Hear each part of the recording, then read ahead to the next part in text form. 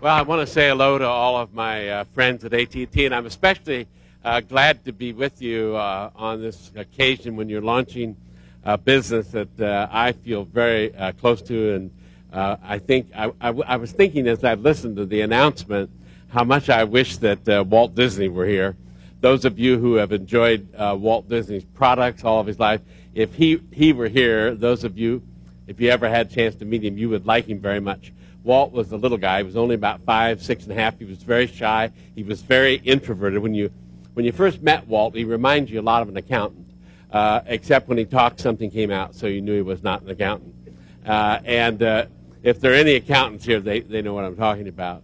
But one of the things, there probably has never been an out-of-the-box thinker like Walt Disney. You talk about being the original thinker out of the box. It really was Walt. I think he understood it better than just about anybody. As you all get used to me, I want you to know that my enthusiasm about what I talk about in creativity doesn't in any way mean that I think that I have all the answers. I don't think that. I don't know if you're like me. I don't like people who think they have all the answers. I find that most of the people who think that they have all the answers usually have none of the answers. I talk all day, every day, and almost every night, and I often disagree with myself. You cannot talk a whole hour and have it all be true. No way.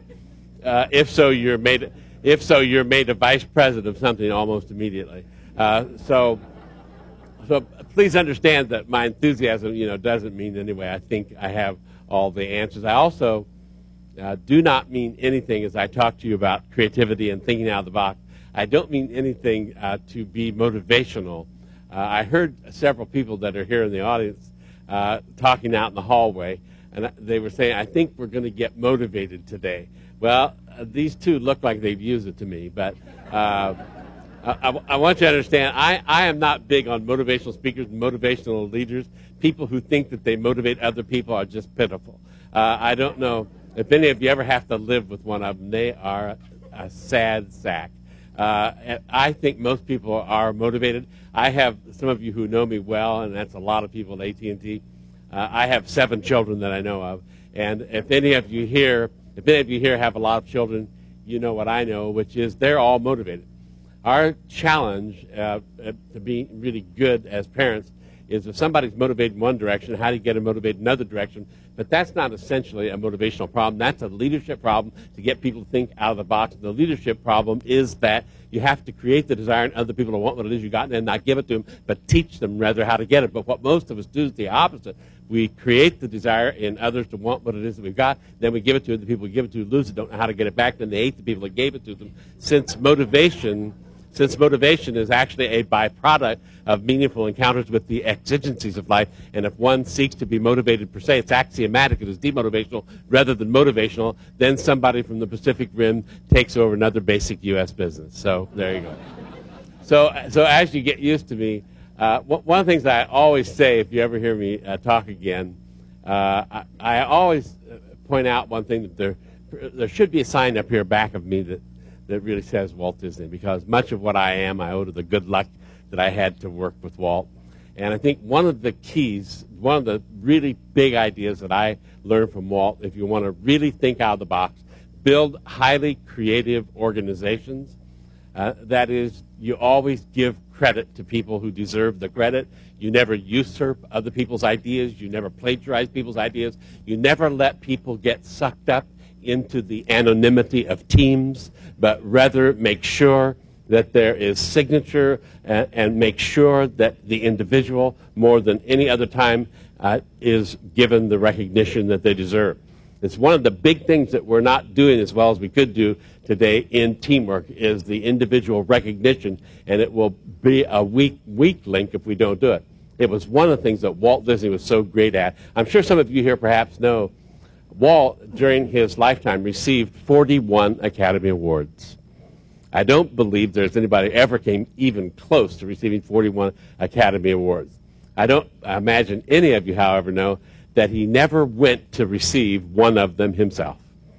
The only exception that he ever made, he went, Shirley Temple wanted to give him, some of you remember, he got a statuette that had 7 little dwarfs on it. It had the regular Academy Award, then 7 little dwarf Academy Awards. That's the only one he ever went to get. And the reason was This was his out-of-the-box thinking. He said, I didn't do it. Send the team to get the Academy Award that worked on the project. That tells you everything you need to know about Walt Disney, what kind of a person he was, that as leader, he didn't usurp the stage, he didn't take the credit, he wasn't the big man. And that's how you build magnificent teams. That's how you build great new companies, great organizations like you've got here, is to really make sure that the credit goes where it should go. So one of the things I'd like to do, having a lot of children, one of the things that I know is that you need is about as many tools and techniques as you can get. I'd like to give all of you, and you can try these ideas out. We developed these when I was Dean of Disney University. We started trying to figure out what are some really practical tools for thinking out of the box creatively, what are something that really simple that really do work. And there are 3 of them, and I'd like to give them to all of you that are here because I know you'll enjoy them. They're so effective because they're very simple. Those of you who are making notes, we call these thinking out of the box creative tools. There are, of course, many of them, but I want to just tell you 3 real quickly. The first concept is called category thinking, learning to think categorically, which is unlike what a lot of other people do, and I'll show you how to do it. Number 2 is learning to work in color, and we call it color lining. And number 3 is learning to think in all 5 senses rather than just think in one sense, and we call it sensonation, coined a little term. These 3 concepts you can all try. If any of you have children that you want them to really do well in school, and today you really need to be an honor student if you're going to go very far, teach them these 3 ideas. We have a lot of companies also where they'll use these 3 techniques. In fact, you heard, I'm sure, in my introduction, I helped to start the Apple Computer Company. And when we first started up Apple, and especially when we were working on the Macintosh, we used all 3 of these techniques among the team, the Mac team that we were developing. And let me tell you how you use these 3 tools. First concept is called category thinking. And it's a methodology of thinking. Most people never have a course called Thinking 401 or Thinking 402. Here's what category thinking is. It comes, by the way, if you'd like to know the background and the origin, it comes from Socrates, and it's the Socratic principle of the law of causality, getting at the cause behind the effect. And he set up what we call syllogistic reasoning, and categorical syllogisms is where the categories come from. Most people, for example, if you look around the people around you making notes, most people, when they make notes, will go down a yellow tablet, and they'll go down it linear. But yet the finest thinking is not done that way, and our mind doesn't really work that way, because if every person here and that listening to me think of all the different thoughts that you've had while I've been talking about category, that's the same thing that happens. So here is the simple idea that category thinking also sets up a format for category note-taking. And this is how we set up Apple, for example, when we started out. And those of you who are making notes, try this, where you just turn a sheet lateral. And you start and make a box and put the topping. This all can be done electronically as well as on paper, and can be done on storyboards and is available. So say you put up in the top, our topic is think out of the box. So you set up a box, think out of the box. Then you set up all the categories mentally that you know you're going to use. Many of you, can you remember some of the great teachers you had? If you'll remember in their pedagogy, most really significant teachers, when they would come in, they would say on a chalkboard or a flip chart, they'd say, these are the 4 things we're going to talk about today, and these are the 3 things under each. And if you'll recall, those were the teachers really easy to learn from because they helped you to get started. They set up the categories for you to work on. Let me give you show you an example. Here is an example of taking a sheet of paper and just laying it out and a set of notes. And so the really good teacher, or when you're working on a project, would give you each of the categories that you're going to be working on. For example, as I talk to you here just a little under an hour, let me give you the categories that I'll talk about as serve as an example for you. First of all, say the first subject, you put that in a box, are what I call major points.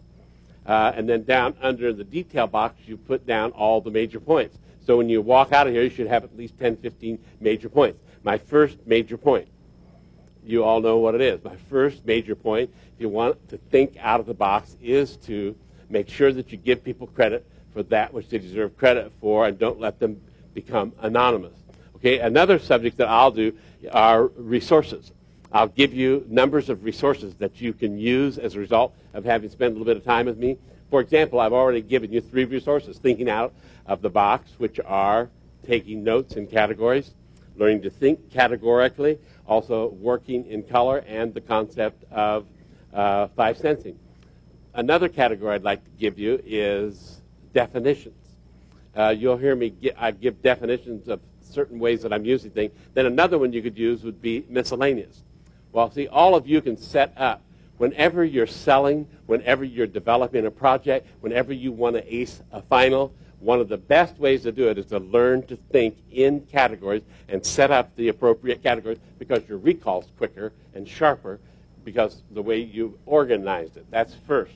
Second concept is learning to work in all 5 senses, not just one sense. You know, most people think visually, and we call it imagination or the forming of images.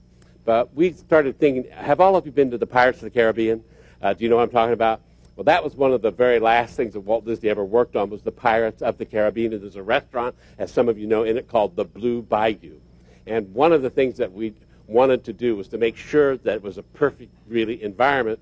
And so that's where we started to develop thinking all 5 senses.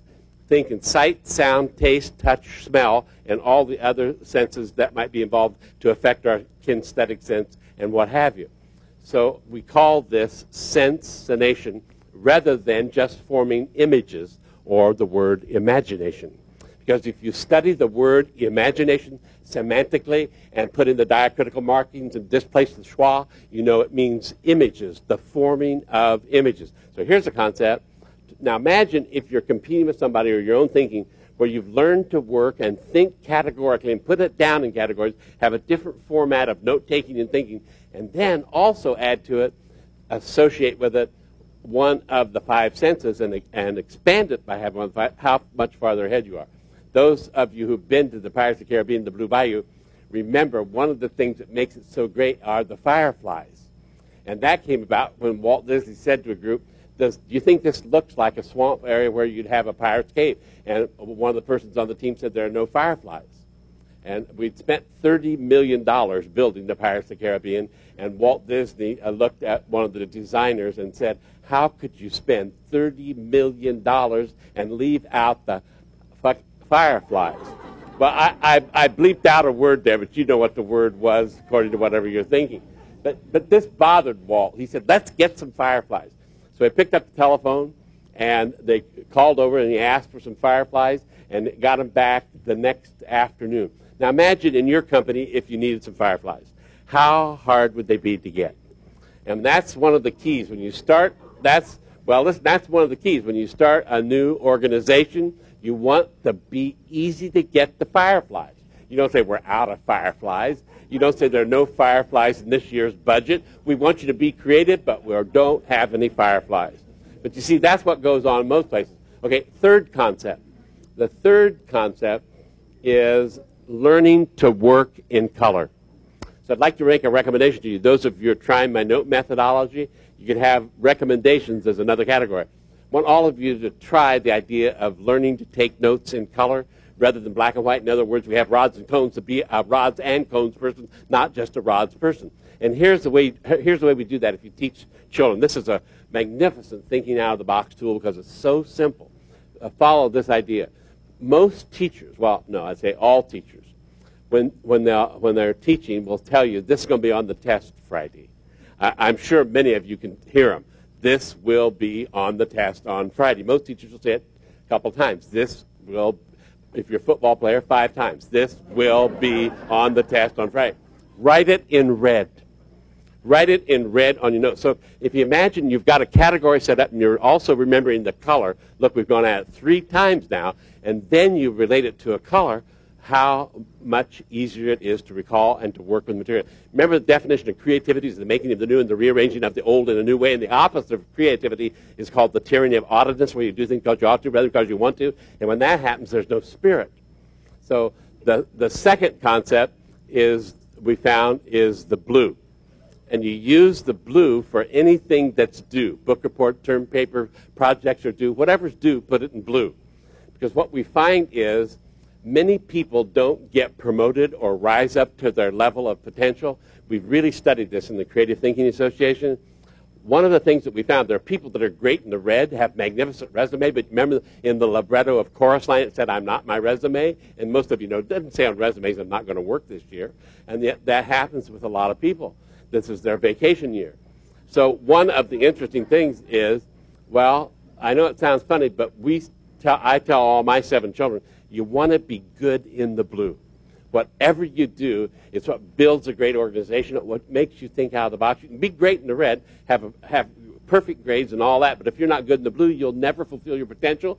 You'll never also really build a great organization. Then number 3 is the green.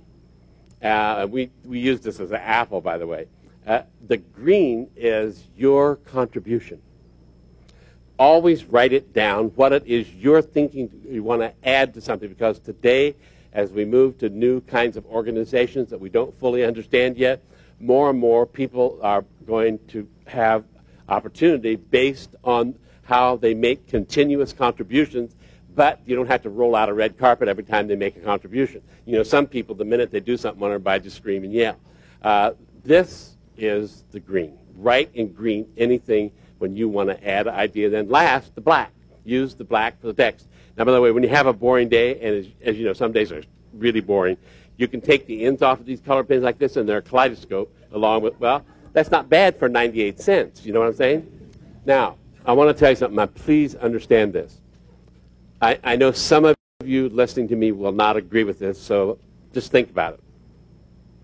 The problem with these 3 creative thinking tools for thinking out of the box that I just presented to you, the problem with them is they're so simple and so ridiculous that most people miss them. They'll say, I am not going to take notes that looks like a calendar and use a colored pencil. I'm not a child. You can just hear these kind of people. All of you here have been on a team where you're trying to do something that you got these kind of people. Won't work. I call these people, I don't like the sound of what I call them, but it's what it is, pissers and moaners.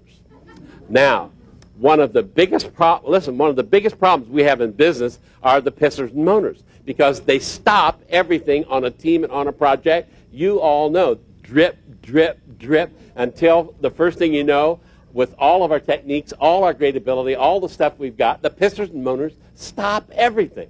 I used to figure, what can you do with these pissers and moaners? I thought, well, you can get rid of them. But then I found you can't get rid of them because corporate headquarters sends you 6 more the minute you get rid of 5. Well, do you understand what I'm saying? So I realized it was unrealistic to think you could get rid of a pisser and moaner. Now, I know in a group like we got here, there are pissers and moaners right in this room.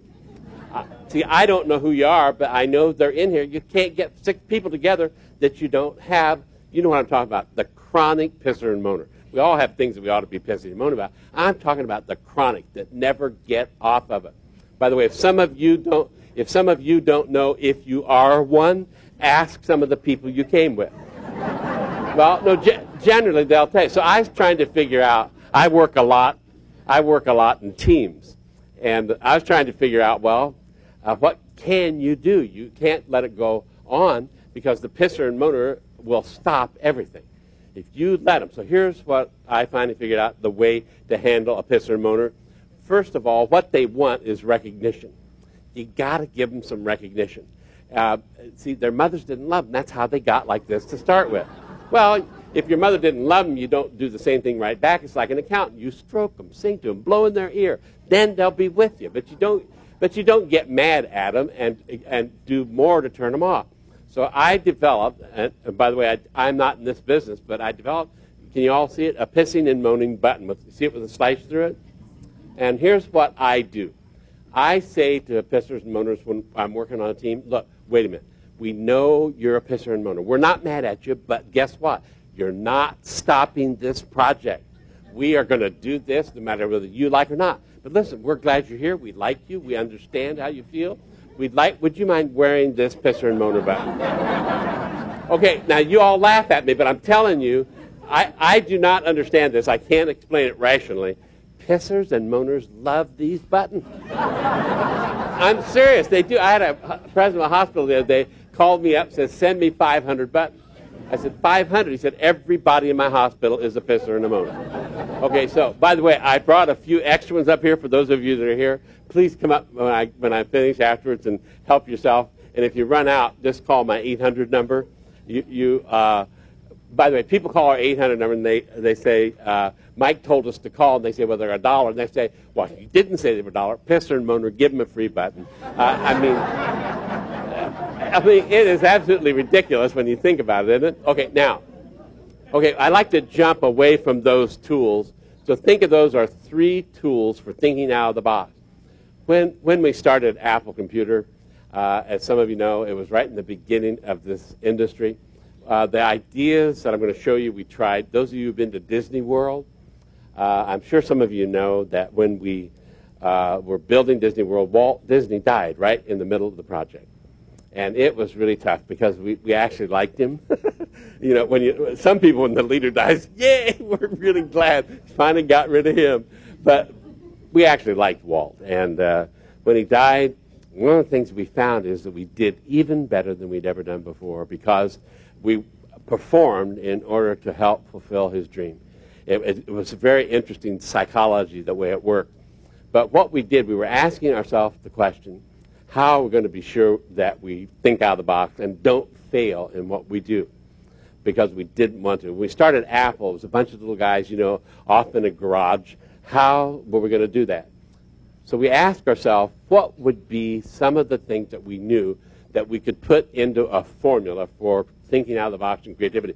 Because in science and in scientific disciplines, you know, we have some pretty good formulas, but we've never developed them in the management sciences. So I would like to introduce you to the beginning of a formula. We didn't create this. It just grew out of the work with these different companies, including AT&T.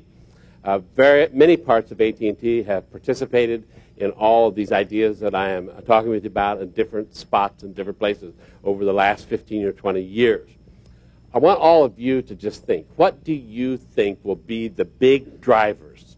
What will be the drivers through the next millennium? I'm not talking about big trends or anything like that because, as you all know, trends have a way of not happening.